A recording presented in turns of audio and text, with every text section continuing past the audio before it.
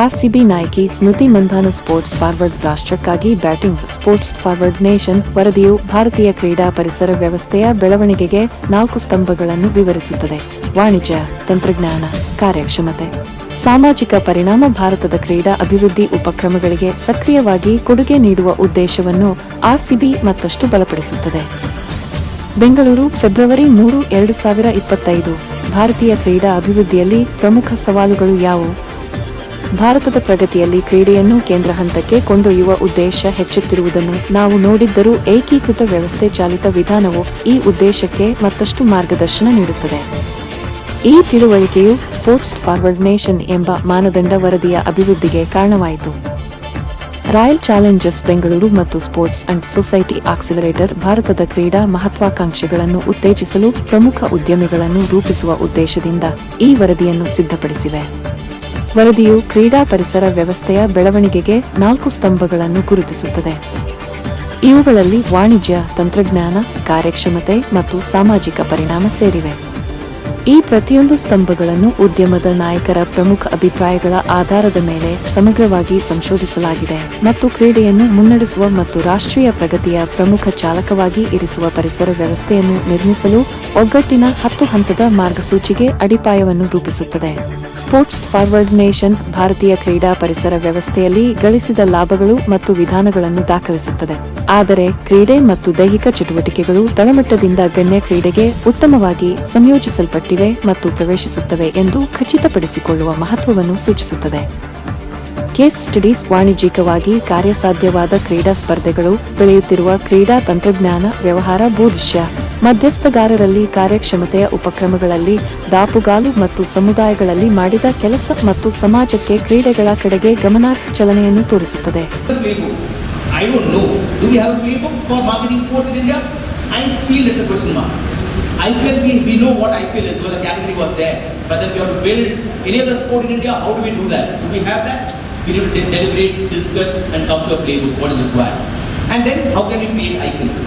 India is all about icons. Each sport needs an icon to move the sports forward. And how are we doing that? How are we creating that? That's the question which we need to discuss and come to a conclusion.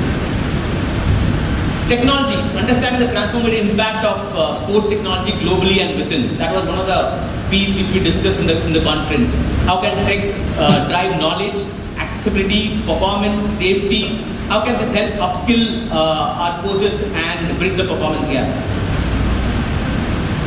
Technology is critical. One of the stuff which we talk about is governance. How can India be transparent? One of the stuff which came up in the discussion is we all have Aadhaar stack. There is Aadhaar stack in India.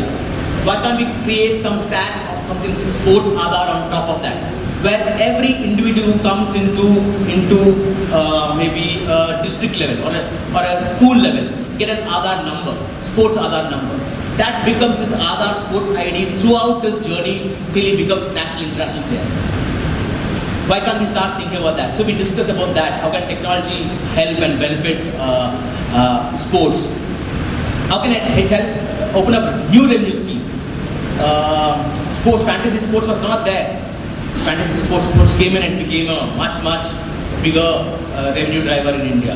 Sports development, the role of governments, it could be the union government or state governments, the role of federations. And our provocation really here was, how do we bring this all together? So when you play as a team, I think there are many more aspects that one can achieve. And here this 10-step roadmap is a considered view. The team at RCB, we partnered with them on the summit. The summit held in November 2023 was a very interesting starting point to many of the discussions, some of which you saw in the video. There's another summit coming up in a few weeks where we continue the conversation. But the provocation given to us by RCB was, how do we get moving and move these discussions into the mainstream of discussion? Because in many ways, sport is on the margins of lots of our different activities. It's part of entertainment. It's things that we do on the side of our core lives like education and work. But somehow it never makes it into the mainstream of our daily lives. And the Sports Forward Nation report is a provocation, like I said, to start thinking about sport as central to our lives, in our everyday, weaving it into what we consider ourselves as a nation, and to take forward what a nation can be using the tremendous power of sport and all of its dimensions. It could be economic dimensions, social dimensions, cultural dimensions, and I think we have a long way to go on many of these aspects, but in that long way to go is lots of opportunity. And when we say sports forward nation, we want to move forward, and there is a roadmap which in some sense is a 10-step thought process of all of the various things each of us can do, because when you put out a roadmap, it's directional, you want to go in a particular direction, but I think all of us like to know what we can do. If I'm just an individual running a school, what is my role? If I'm in a government position, in a state level, what is my role? And I think there is enough for each of us to do, and I like the term Rajesh used, stop being spectators. We are excellent spectators of Indian sport, probably the best spectator base in the world, and start being participants. Participants could be simple ways of just increasing your own physical activity, playing a little bit more, or it could be actively using all of the powers that are in your hands to advocate for sport and move sport forward. Worldwide is enormous, right from economic development to social development, and the thought was, how can RCB be a big part of it? When we looked at that, we saw what is the best way to introduce ourselves into this purpose. And the purpose was, how do we bring the softer aspect and push that agenda forward. And that was a thought of. And I think one of the things is this fan engagement aspect and the use particularly of technology. I mean, if you look around, most recently RCB was #1 ranked also on engagement and on social media. What has driven that? What's the thought process, and what can in many ways other sports learn from the experiences and learnings you had at RCB?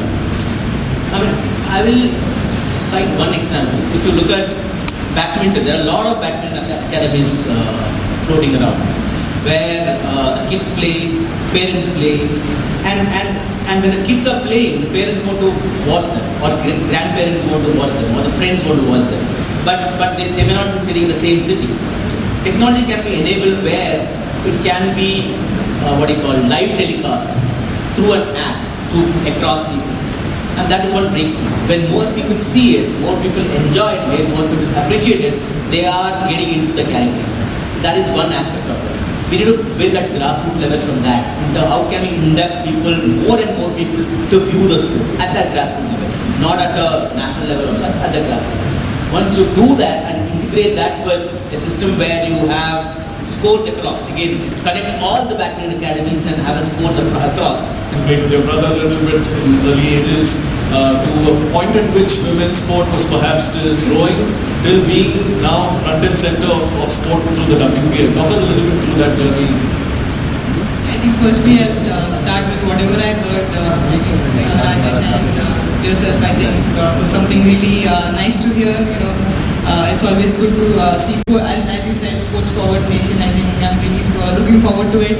And yeah, I think when I started, I think whenever we say that nowadays we sound old, but yeah, when I picked up bat and ball, it was more to just do with my brother playing, and my father also had played. So to see, I wouldn't even talk about women's cricket. I think to just see women's sport evolve, growing up. I think when I turned 10 and 11, I think the first time we heard of Sania Mirza becoming an icon, and we all knew that, oh wow, there's a girl in sport, and that really inspired us. Then few years down the line, we started hearing about Saina Nehwal, PV Sindhu, and it was also encouraging. And for women's cricket, I think in India, I think it's just been a journey from the time we started playing, in terms even for the Indian team, to having stadiums which were mostly empty to now filling out stadiums wherever we play as an Indian team or with RCB. I think it's just a good, brilliant thing to watch. And